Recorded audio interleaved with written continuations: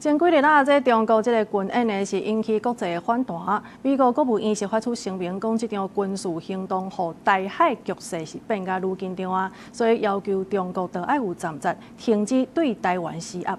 另外一边，这国家大厦呢是来批准卖互台湾 F-15的硬舱。咱驻美代表是回应讲，这美国是有持续咧帮助台湾自我防卫。继续来看国际记者彭祖哲报道。 我国驻美代表吴大雷向国旗致意，甲华府侨民升旗迎接新年。台湾面对中国军事恐吓，美国伫元旦即天正式回应。美国国务院是伫美东时间初一声明，中国对台湾及地区其他国家的军事行动及讲法是无必要的增加局势紧张。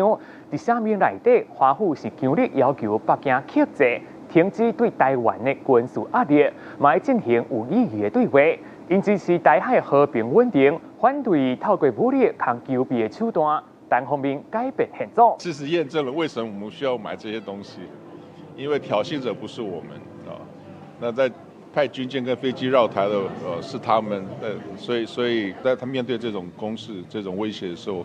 自我防卫是理所当然的。强调军国唔是甲中国掠，是自我防卫。元旦伫华府地区这场升旗典礼，中华民国国旗甲美国国旗挂做伙，但是美国总统川普3天前讲一句无烦恼中国军演，引起侨民联想。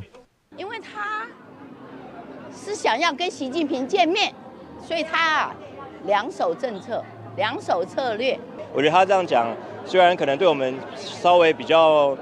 没有那么有利，但是我觉得整体来讲，他是为了世界和平去着想。他的回忆是稍微淡一点，但是已经起码有这个回忆了，算是不错了。侨民认为川普想要压贴处理，避免甲中国冲突。吴大雷是表示，美国该讲的都已经讲啊，美国具体想要帮助台湾自我防卫行动并无改变。不但是在讲什么，其实在做什么也很重要。所以在这方面，其实在美国一直在。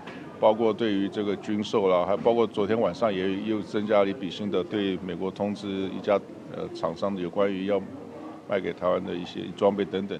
美国国防部在2月31日公告，洛克希德马迪公司得到总计上限3亿美金对台军售合约，内容是55台 F-15战机的红外线超吹追踪 ISRT 夹舱。中国想要用军售反制美国对台的军售，但是华府对台军售的脚步并无出现改变。公司国际记者彭祖哲美国华府报道。